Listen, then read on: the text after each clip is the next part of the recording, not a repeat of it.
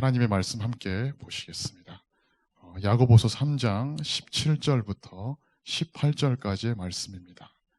하나님의 말씀 야고보서 3장 17절과 18절의 말씀입니다.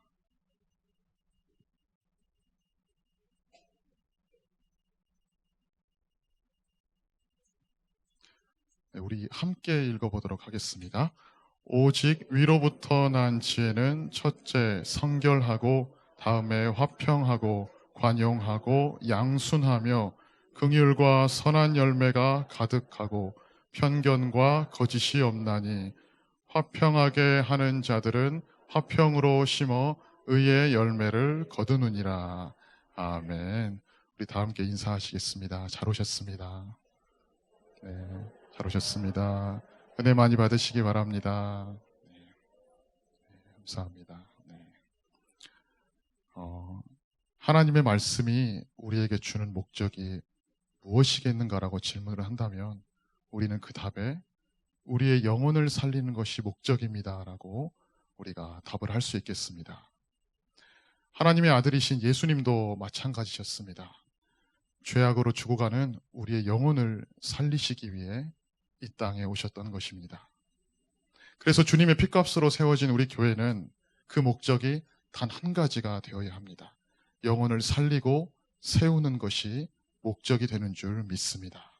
서로 사랑해주고 용서해주고 또 위로해주고 소망을 불어넣어주고 낙심한 자에게는 용기를 줄 알아야 합니다. 또 내게 주어진 직분과 또 고난과 그 주어진 것들을 우리가 어떻게 사용해야 되겠습니까? 누군가에게 상처를 주고 또 억압을 하고 나의 체면을 내세우고 드러내는 것을 목적으로 사용하지 않아야 합니다.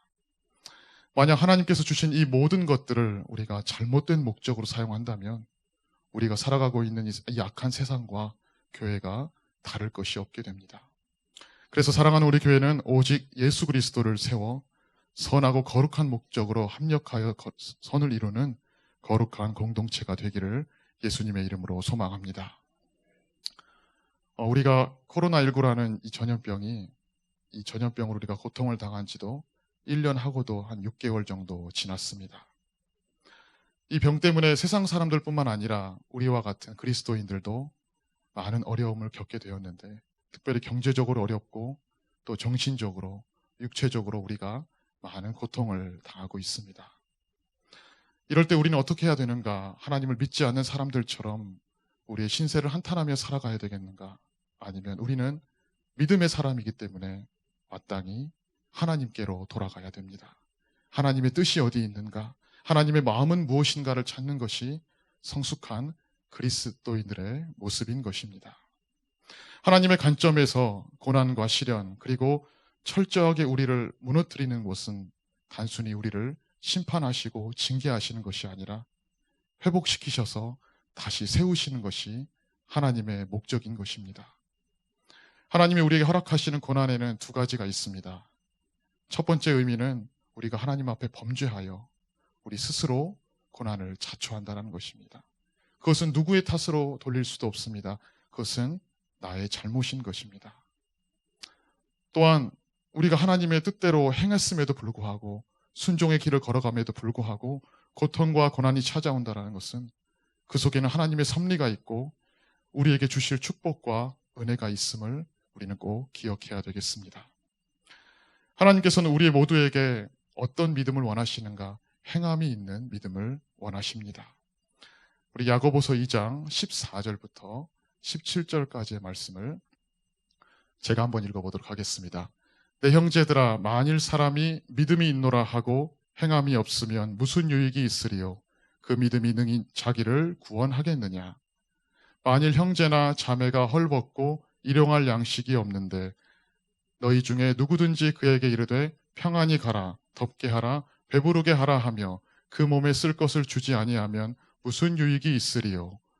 이와 같이 행함이 없는 믿음은 그 자체가 죽은 것이라.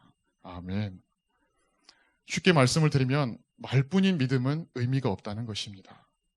사랑하는 우리의 모든 성도님들은 예수 그리스도 안에서 한 가족인 줄 믿습니다. 이것은 단순히 혈육으로 맺어진 가족과는 절대로 비교할 수 없는 것이죠. 우리 흔히 피는 물보다 진하다라는 말이 있습니다. 그러나 우리는 혈육이 말하는 그 피가 아니라 예수 그리스도의 십자가 그 보혈의 피로 맺어진 가족이라는 것입니다. 그래서 우리는 서로가 서로에게 유익을 줘야 되고 덕을 세워서 행함이 있는 믿음으로 세워져 가야 할 것입니다. 구약 성경을 보시면 비교 대상이 몇 사람이 있습니다. 사울 왕과 다윗 왕을 정말 많이 비교를 합니다. 두 사람은 여러 가지 차이가 있겠지만 그 중에 하나가 무엇이었습니까? 사울 왕은 아무런 고난과 연단이 없이 왕으로 세워졌다는 것입니다. 물론 사울 왕은 초기에는 하나님께서 인정하시는 준수한 왕이었습니다. 많은 사람들에게 호감을 줄 만한 외모를 가졌고 그만큼 사람들에게도 인정받는 지도자였습니다. 또한 사울도 초기에는 성령이 함께하는 그런 왕이었다라고 성경은 평가를 하고 있습니다. 하나님의 영에 감동된 자라는 것입니다. 그래서 하나님은 사울에게도 약속하셨습니다. 너가 정말로 순종하여 그 믿음의 길을 걸어가면 너희 가문에서 대대손손 왕위를 이어가게 될 것이다라고 약속을 하셨습니다. 그리고 사울 왕은 초기에는 예수님처럼 겸손과 온유의 성품도 가진 그런 영적 지도자였던 것입니다. 그런데 안타깝게도 사울이 왕이 되고 시간이 지나면서 자신에게 힘과 명예와 권력이 생기기 시작했습니다. 그러자 그 마음속에 교만이 찾아왔습니다. 그 마음속에 성령께서 떠나셨음을 의미합니다. 하나님께로부터 버림받은 왕이 되었습니다. 그런데 우리가 정말 이해가 되지 않는 것이 있습니다. 하나님께서는 분명히 내가 사울을 왕으로 세운 것을 후회한다라고 하셨고 사울을 위해서 힘써 기도하는 사무엘 선지자에게 내가 이미 그를 버렸으니 더 이상 너는 그를 위해서 기도하지 말아라 라고 그렇게 말씀하셨음에도 불구하고 사울은 40년 동안 왕위를 이어갑니다. 40년 동안 계속해서 하나님의 뜻을 거스르고 악행을 저질렀습니다. 사울의 마음속에 성령이 떠나니까 누가 찾아왔습니까? 바로 악신이 들어오게 되었습니다. 그리고는 자신의 충성스러운 신하이고 사위였던 그 다윗을 죽이고자 또 그렇게 시간을 투자하기 시작합니다. 목동이었던 다윗이 한순간에 영웅이 되자 혹시나 내 자리를 뺏어가지는 않을까 전전긍긍하며 평생을 살아갔던 것입니다. 이스라엘을 대표하는 사울왕은 단순한 왕이 아닙니다. 영적 지도자이며 선지자입니다. 이러한 사람의 충성스러운 신하, 하나님의 영에 감동된 그 다윗을 알아보지 못하고 쓰임받게 하지 못하고 평생을 시기와 질투와 미움과 분노 속에 살아가다가 결국은 멸망의 길을 걸어가게 되었음을 우리는 여러 차례 성경을 통해서 듣게 되었습니다. 그런데 우리의 입장에서 보면 하나님께서 사울을 버리셨기 때문에 심판을 당해서 바로 죽임을 당해야 되는데 하나님께서 계속해서 침묵하시는 것처럼 보입니다. 그런데 사울 왕의 최후가 어땠습니까? 평생을 하나님의 선한 도구가 아니라 악한 도구로 쓰임받다가 전쟁에서 비참하게 죽음을 맞이했습니다. 그러나 다윗은 어땠습니까? 하나님 앞에 기름을 받은 그 순간부터 고난과 연단이 시작되었음을 우리는 잘 알고 있습니다. 이 말씀을 비교해 볼 때 그렇다면 예수 그리스도의 핏값으로 세워진 우리 교회도 마찬가지입니다. 많은 연단과 고난 속에서 교회가 성장하는 것입니다. 하나님께서 우리 교회가 더 크고 귀하게 쓰임받기를 원하고 이 공동체 안에서 죽어가는 영혼들이 살아나기를 원하신다는 겁니다. 멀쩡했던 영혼이 오히려 침체되어 무너져가는 것이 아니라 하나님께서 에스겔 선지자에게 말씀하셨던 것처럼 마른 뼈가 살아나는 구원의 역사가 일어나게 될 줄 믿습니다. 사람의 육신의 생각으로 진행되는 일들은 처음에는 그것이 맞는 것처럼 보입니다. 잘 되는 것처럼 보입니다. 그러나 하나님의 뜻을 구하지 않고 교회가 한마음 한뜻이 되어서 기도하지 않고 진행하는 모든 일들은 결코 좋은 열매를 맺을 수가 없습니다. 이게 교회와 세상과의 차이입니다. 세상은 힘을 가진 자가 마음대로 행합니다. 그렇게 진행하고 휘두를 수 있지만 교회는 하나님의 주권 아래에서 하나님의 뜻을 이뤄가는 곳임을 우리는 항상 기억해야 되겠습니다. 그렇다면 지혜의 기준은 무엇이겠습니까? 오늘 우리가 읽은 본문의 말씀처럼 지혜는 위로부터 난 지혜, 즉 하나님께서 우리 모두에게 임하는 지혜가 있고 또 하나는 세상의 지혜, 인간의 생각을 하나님께서 주신 응답과 뜻으로 잘못 알고 내려오는 지혜가 있다라는 것입니다. 흔히 모든 것은 열매를 통해 알 수 있다라고 말씀을 하셨는데 정말로 하나님께서 주신 그 말씀인지 아니면 어둠의 영인 마귀가 주는 말인지 어떻게 구분할 수 있겠습니까? 야고보서 3장 14절부터 16절까지의 말씀을 우리 함께 읽어보도록 하겠습니다. 시작. 그러나 너희 마음속에 독한 시기와 다툼이 있으면 자랑하지 말라. 진리를 거슬러 거짓말하지 말라. 이러한 지혜는 위로부터 내려온 것이 아니요 땅 위의 것이요 정욕의 것이요 귀신의 것이니 시기와 다툼이 있는 곳에는 혼란과 모든 악한 일이 있음이라. 아멘. 하나님의 일을 감당함에 있어서 그 과정이나 결과 속에 미움과 시기와 다툼과 상처와 비난과 혼란 등이 있으면 그것은 결코 하나님의 응답이 아니라는 것입니다. 하나님으로부터 내려오는 지혜가 결코 아닌 것이죠. 우리 말씀 한 구절 더 찾아보겠습니다. 유다서 1장 18절과 19절의 말씀 함께 읽어보겠습니다. 그들이 너희에게 말하기를 마지막 때 자기의 경건하지 않은 정욕대로 행하며 조롱하는 자들이 있으리라 하였나니 이 사람들은 분열을 일으키는 자며 육에 속한 자며 성령이 없는 자니라. 아멘. 이 말씀은 정말로 두려운 말씀입니다. 이 말씀을 우리에게 대입해 보면 우리가 어쩌면 성령의 사람이 아닐 수도 있다는 것입니다. 그러나 하나님께서 이 말씀을 우리에게 주시는 것은, 깨우쳐 주시는 것은 바른 길로 인도하시려는 그 하나님의 위로와 소망의 말씀입니다. 경건하지 않다라는 것은 하나님을 찾지 않는다라는 것입니다. 이러한 사람들은 하나님의 뜻을 구하여 움직이는 것이 아니라 내 정욕대로 행하고 내 공동체 안에서, 교회 공동체 안에서 끊임없이 분열을 일으킨다라는 것입니다. 사람과 사람 사이를 끊임없이 의심하고 이간질한다는 것이죠. 의심과 이간질은 무조건 마귀의 속성임을 기억해야 합니다. 그리고 또한 교회 안에서 우리가 이러한 것들에 동조하는 것도 우리는 성령의 사람이 아니라는 것입니다. 교회 안에서나 교회 밖에서나 음담패설을 하는 사람도 있습니다. 그리고 그거에 동조하는 사람도 있습니다. 그런 문제를 가지고 상대방을 호도하는 사람도 있습니다. 여러분, 우리가 그렇게 살아간다면 정말로 하나님 앞에서 부끄러운 죄악일 것입니다. 이러한 말씀은 특정한 사람에게 주어지는 것이 아니라 말씀을 전하는 저와 여러분 모두에게 해당하는 그런 말씀입니다. 우리 마음속에 이러한 것들이 정말로 조금이라도 남아있다면 우리는 하나님 앞에 참회하는 심정으로 회개해야 될 것입니다. 말씀을 전하는 제가 이러한 악한 마음을 가지고 전한다면 이것은 정말로 하나님 앞에서 심판받을 무서운 죄인 것입니다. 그래서 우리 자신에게 날마다 질문해야 합니다. 그동안 나는 정말로 성령의 사람이었는가? 경건하게 살아왔나? 혹시나 내 정욕대로 살아오진 않았는가? 교회를 분열시키는 사람으로 살아오지 않았는가? 히브리서 4장 12절의 말씀처럼 하나님의 말씀은 살아있고 활력이 있어서 좌우의 날성검보다 예리하다라고 말씀하셨습니다. 또한 우리의 혼과 영과 관절과 골수까지 쪼개고 우리의 마음과 생각까지도 판단하여 알 수 있다라고 하나님은 말씀을 하셨습니다. 그래서 하나님의 말씀은 정말 두려운 것입니다. 그래서 우리는 하나님 앞에, 그 말씀 앞에서 날마다 경외하는 마음으로 서야 하고 두렵고 떨리는 그 죄인의 마음으로 서야 되는 것입니다. 이러한 말씀의 검을 우리가 잘 전하고 잘 실천하면 영혼을 살리는 말씀이 되지만 잘못 전하면 그 영혼을 죽이는 무기가 된다는 것입니다. 내가 하나님께 기도하여 받은 응답이 정말로 맞는지를 확인하려면 열매를 보면 알 수 있습니다. 마귀가 주는 소리는 모든 것을 파괴시킨다는 것입니다. 그런데 하나님께서 내려오는 그 지혜의 결과는 어떻겠습니까? 오늘 본문 야고보서 3장 17절과 18절의 말씀을 다시 한번 읽어보겠습니다. 시작. 오직 위로부터 난 지혜는 첫째 성결하고 다음에 화평하고 관용하고 양순하며 긍휼과 선한 열매가 가득하고 편견과 거짓이 없나니 화평하게 하는 자들은 화평으로 심어 의의 열매를 거두느니라. 아멘. 이 오늘 말씀이 하나님께서 주시는 응답의 결과입니다. 하나님께서 우리에게 주시는 열매라는 것입니다.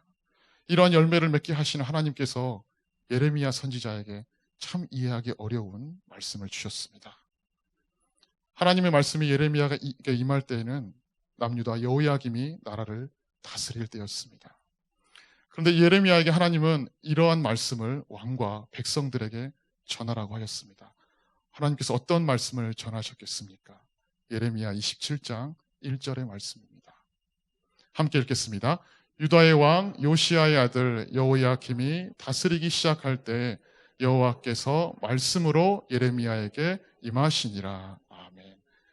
하나님께서 예레미야를 부르셔서 내가 전하는 말씀을 그대로 전하라라고 하셨습니다. 8절도 함께 보겠습니다. 함께 읽겠습니다. 여호와의 말씀이니라. 바벨론의 왕 느부갓네살을 섬기지 아니하며 그 목으로 바벨론의 왕의 멍에를 매지 아니하는 백성과 나라는 내가 그들이 멸망하기까지 칼과 기근과 전염병으로 그 민족을 벌하리라. 아멘. 남유다를 향해서 바벨론에게 항복하라라고 하고 있습니다. 우리 12절도 함께 보겠습니다. 네, 함께 읽겠습니다. 내가 이 모든 말씀대로 유다의 왕 시드기야에게 전하여 이르되 왕과 백성은 바벨론의 왕의 멍에를 목에 메고 그와 그의 백성을 섬기소서. 그리하면 사실이라. 아멘. 우리가 그 시대로 돌아간다면 예레미야 선지자를 하나님의 선지자라고 할 수 있는가라는 생각을 해보게 됩니다. 항복하라고 했습니다. 나라를 지키기 위해서 그들과도 싸우지 말고 저항하지도 말고 그들의 식민지가 되라는 것입니다. 다 빼앗겨도 그렇게 하라는 것이죠. 예루살렘 성전도 불탈 것이고 너무나 많은 백성들이 비참하게 죽을 것이고 포로로 끌려간다는 것입니다. 70년 동안 비참한 생활을 한다는 것이죠. 이 모든 것을 알고 계시는 하나님의 섭리를 우리는 정말로 쉽게 이해하기 어렵습니다. 사랑하는 성도 여러분, 이러한 하나님께서 정말로 성결의 하나님, 화평의 하나님, 긍휼의 하나님이라고 믿을 수가 있겠습니까? 그러나 이것은 하나님의 그 이스라엘 백성들을 향한 최후의 사랑이었습니다. 최후의 처방전이었다는 것이죠. 무수히 많은 선지자들을 보내셔서 깨우쳐 주었고 회개할 기회를 주셨으나 그들은 끝내 돌이키지 않았다는 것입니다. 그래서 하나님께 입장에서 보실 때 이대로 방치했다가는 소망이 없다는 것이었습니다. 희망이 보이지 않기 때문에 이제 할 수 있는 것은 하나님의 심판밖에 없다는 것입니다. 그 죄의 잔이 가득 채워져서 더 이상은 하나님도 인내하실 수 없었던 것입니다. 그러나 이것이 하나님께서 그들에게 고통을 주고 저주를 내리고 지옥으로 보내려는 것이 아니라 이 심판을 겪는 과정에서도 끝까지 인내하며 하나님을 붙들고 하나님만을 경외하는 자에게 회복을 주시고 하나님의 구원의 은혜를 축복으로 주시기 위함이었습니다. 그래서 사람의 지혜는 하나님의 지혜와는 감히 견줄 수가 없는 것입니다. 바벨론에게 항복하라는 것, 우리나라로 말하면 일본의 식민지가 되라는 것과 같은 말씀일 겁니다. 그러나 하나님께서 그렇게 뜻을 정하셨기 때문에 예레미야는 자신에게 손해가 올 것을 알면서도 생명의 위협이 올 것을 알면서도 그렇게 전했던 것입니다. 하나님의 섭리는 우리가 쉽게 알 수 있는 것이 아닙니다. 그래서 날마다 하나님을 찾는 것이고 지금 당장은 우리의 눈으로 볼 때 하나님의 뜻대로 하는 것이 어리석고 미련한 것처럼 보일지라도 인간의 지혜가 더 똑똑한 것처럼 보이지만 결국에는 하나님의 지혜가 진리였음을 우리는 깨닫게 됩니다. 마귀도 우리를 유혹할 때 어떤 방법을 사용합니까? 하나님의 말씀을 이용합니다. 자신 나름대로는 위로부터 주시는 하나님의 말씀이라고 생각하는 것이죠. 심지어는 예수님을 시험할 때도 하나님의 말씀을 가지고 예수님께 도전을 했습니다. 우리가 잘 아는 마태복음 4장에는 예수님을 시험하는 그 장면이 나옵니다. 그런데 예수님을 시험했던 이유가 무엇이었겠습니까? 하나님의 구원 사역을 방해하기 위함이었습니다. 하나님의 말씀을 가지고 하나님의 뜻을 방해하는 것이죠. 이것이 우리에게 어떤 교훈을 줍니까? 우리가 하나님의 말씀을 가지고 위로부터 주시는 그 하나님의 지혜를 가지고도 우리가 하나님의 일을 방해할 수 있다는 것입니다. 교회 공동체를 무너뜨릴 수도 있다는 것이죠. 나만 잘못되어 무너지는 것이 아니라 우리 교회 공동체 안에 있는 그 가족까지도 잘못된 길로 인도할 수 있는 것입니다. 말씀에 나온 것처럼 시기하고 분열을 조장하고 의심하고 떠보고 괴롭히고 상처 주고 인격을 모독하고 자신이 가지고 있는 위치와 힘을 가지고 하나님의 말씀을 방해할 수도 있는 것입니다. 그러나 우리 모두는 하나님의 종입니다. 하나님의 형상입니다. 그러나 그런 하나님의 자녀들을 핍박하는 것, 이 마음은 누가 주는 거겠습니까? 마귀가 주는 겁니다. 하나님이 주시는 응답이라면 절대 그럴 수가 없다는 것이죠. 성령의 사람이라면 절대 이럴 수가 없습니다. 정말로 하나님의 살아계심을 알고 하나님을 두려워할 줄 알고 하나님께서 나를 감찰하시고 살펴보고 계심을 안다면 우리는 감히 하나님 앞에서 그런 죄를 범할 수가 없습니다. 사랑하는 성도 여러분, 하나님으로부터 내려오는 지혜와 마귀로부터 오는 그 지혜를 정확하게 분별하시기를 바랍니다. 하나님의 말씀을 앞세우고 하나님의 응답을 앞세우지만 그것이 무조건 하나님의 뜻이다라고 판단한다면 그것은 정말로 큰일인 것입니다. 하나님으로부터 오는 지혜는 성결하고 화평하며 양순하며 온유하며 서로 존경하고 서로 사랑하며 아껴주는 것입니다. 그 이외의 행동을 하면서 하나님의 응답이라고 한다면 그것은 성령의 사람이 아닌 것입니다. 우리 모두는 영적 지도자의 눈을 가지고 있어야 합니다. 하나님께서 인정하시는 영적 지도자는 마땅히 하나님께도 인정을 받아야지만 그와 동시에 나와 함께 있는 사람, 나와 함께 주님의 일을 감당하는 사람에게도 인정받고 존경을 받을 수 있어야 한다는 것입니다. 그러기 위해서는 영적 지도자인 우리가, 그 마음을 가진 우리가 먼저 존경을 할 줄 알아야 되고 섬길 줄 알아야 되고 예수님처럼 사랑으로 품을 줄 알아야 되는 것입니다. 위로부터 주시는 하나님의 지혜를 받은 사람은 하나님으로부터 받은 권위와 말씀을 어떻게 사용하겠습니까? 그 영혼을 불쌍히 여기고 살리기 위한 목적으로만 사용을 합니다. 사랑하는 성도 여러분, 우리는 입술로 늘 고백합니다. 너는 하나님의 종이다. 너는 하나님의 자녀다. 너는 하나님의 형상이다. 우리 모두는 주님 안에서 한 가족이야 라고 하면서도 교회 안에서는 미움과 시기와 다툼과 분열과 의심으로 가득 채워진다면 정말로 그것이 성경이 말하는 교회가 될 수 있는가? 절대 그렇지 않다라는 것입니다. 오히려 그것은 주님의 핏값으로 세워진 이 교회를 하나님의 마음을 아프게 하는 도구로 사용한다는 것입니다. 고난의 시기에 하나님께서 사랑하는 우리 교회가 고난도 서로 힘을 합쳐 이겨내고 서로 부족하면 정죄하지 않고 채워주고 용서해주고 낙심한 자가 있다면 함께 손을 잡아주고 눈물로 기도해주고 흠이 있으면 덮어주고 연약한 자에게는 소망을 줘서 오직 예수 그리스도의 몸된 교회를 세워가는데 전심전력하는 사랑하는 우리 교회 모든 성도님들 되시길 예수님의 이름으로 간절히 소망합니다. 기도하시겠습니다. 하나님 감사합니다. 하나님께서 사랑하는 우리 교회가 되기를 원합니다.